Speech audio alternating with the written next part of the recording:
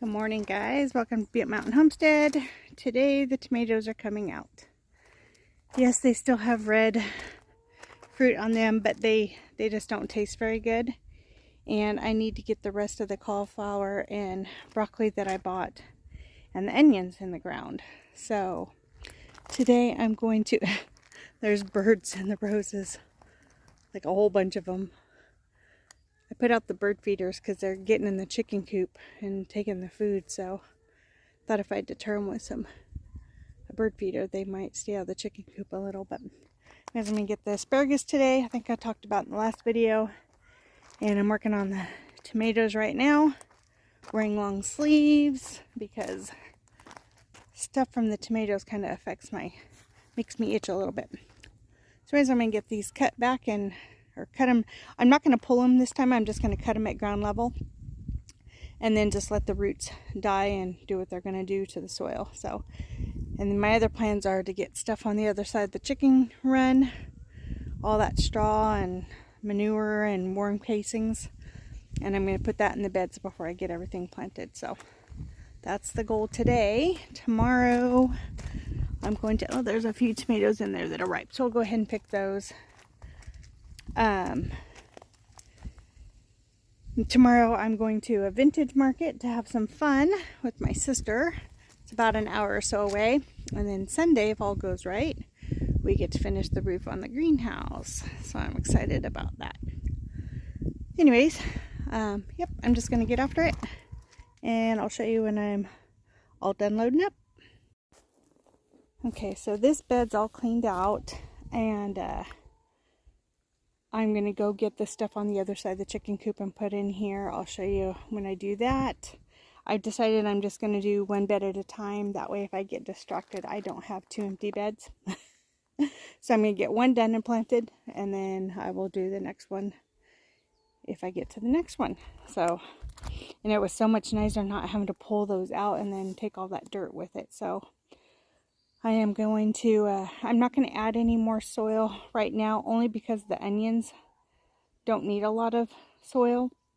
I'll just make sure next spring everything gets topped up. So I had a little bit in a bucket, so I dumped that there. And then, like I said, I'm going to go get as much on the other side of the chicken coop as I can. And I might put the Brassicas in here because they're heavy feeders too. They're both heavy feeders, but that's what I'm going to do. Okay, here's the bucket of goodness. That has straw, worm castings, there's worms in the bottom, chicken poop. So that right there is good stuff. So I think I'm just going to use just what's in this bucket. Just because the hollyhocks are really thick over there and I don't want to get wrapped up into all that. So I'm going to kind of not rake this in a lot, but I'm going to rake it a little bit. And then I'm going to get the neem pellets in since I'm planting the brassicas, and then get this in, kind of mix it all in, and then I'm going to, well, I'll put the neem pellets in each hole, but this I'm going to sprinkle around and get it all worked in between the hole. This is a 12-foot bed. I don't know if you can see it very well, but look at all those baby worms. Look at those. Yeah. So there was some in the bottom of the bucket. I just tossed them down here. So I'm just going to toss them in there. Get some dirt on there. See, and I'm just working it in. And then I will, like I said, dig a hole, put the neem pellets in, and then put the brassica in. And I see there's some bindweed that made it into the bed. This stuff is, look at this, it is relentless. Oh, it grew up the bed. Give that to the goats. And then I will take all these cages over to the side of the garage. Next year they'll be able to go in the shed. So, okay, I'm gonna get after it. Okay, this is the green comet broccoli that I got from one of my favorite nurseries, but it's about an hour or so away. So I'm going to do that. In this end of the bed, there's let's see, 1, 2, 3, 4, 5, 6, 7. That one's kind of puny. I'll plant it anyways. There's 7 there. And then this is the snowball cauliflower. This is self-blanching, so you don't have to take one of the leaves and covers the head. It does it for it.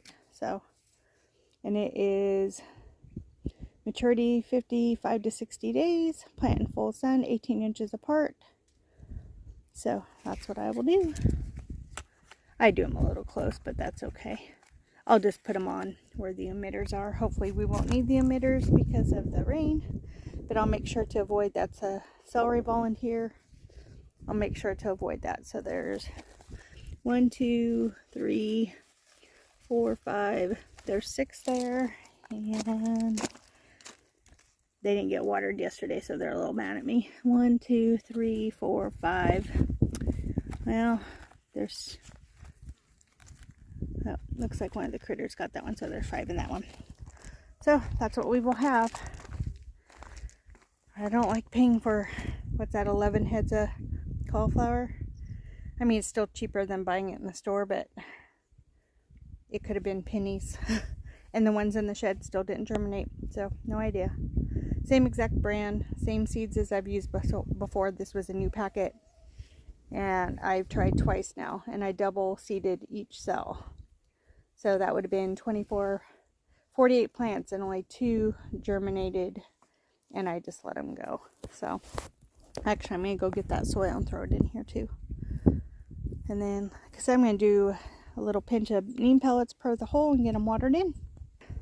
So these are the ones from the shed. That's the only one that took off out of, so 6 to 12, and I've done it twice. So 1 out of 24. Then there was one right there, and I just let it die.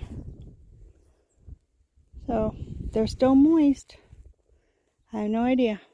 So I might plant that little guy, see if it takes off. I haven't hardened it off or anything, but we'll see if it wants to survive.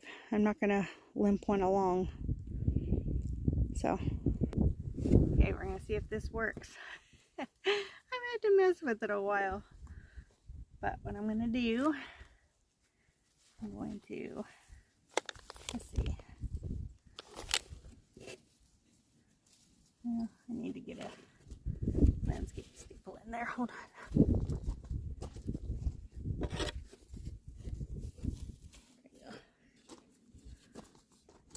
Alright, let's see what's in here.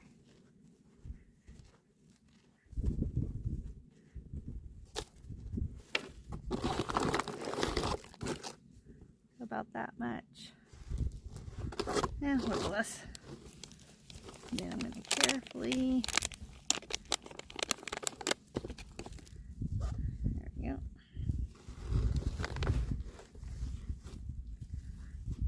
Okay. Yeah, I'm going to kind of bury that little twist. I don't know why it does that. But I'm going to get the others in the ground.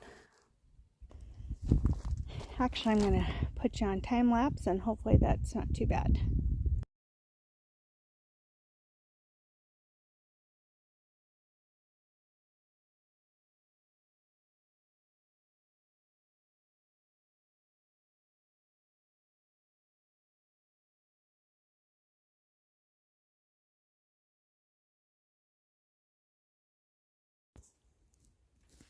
Okay, I got them all in.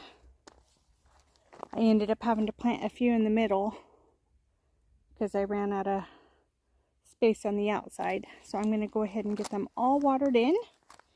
And I'm going to say that's it on the brassicas. Now I just have to clear out this bed and get the onions. And then that'll be it. So I'm pretty excited. I'm a little behind, but the weather's kind of cooperated, so it's okay. Alrighty. I'm going to go ahead and I'll show you that process when I get to it. So I'm going to actually try some of these sun golds, see if they're mushy or not, because they're so good. And there's so many on here. There's probably like 100 sun golds on here. Oh, birds, I'm telling you. Whoa. Whoa. We have got some bird fights going on in there. Goodness. Okay, I'll be back in a bit. So I went ahead and decided to go ahead and pick the sun gold tomatoes. That's where we're at so far. And this is what we have left. So there's quite a few left.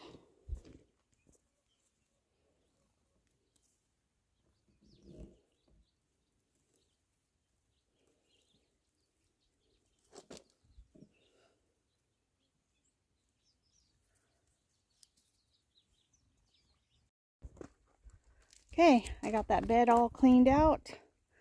Now I just have to get it mended, get a bucket of that chicken stuff, and get the onions planted, probably Sunday morning. And then I got the asparagus bed cleaned out, and there's some baby asparagus in there, so that's cool. It's reseeding in the beds. Get out of there. He's eating the chicken. So yeah, there's some baby asparagus coming up. And there's one right there. Yeah, there's a couple in here, so I don't know, 4 or 5. Anyways, guys, so I'm going to go ahead and wrap this up.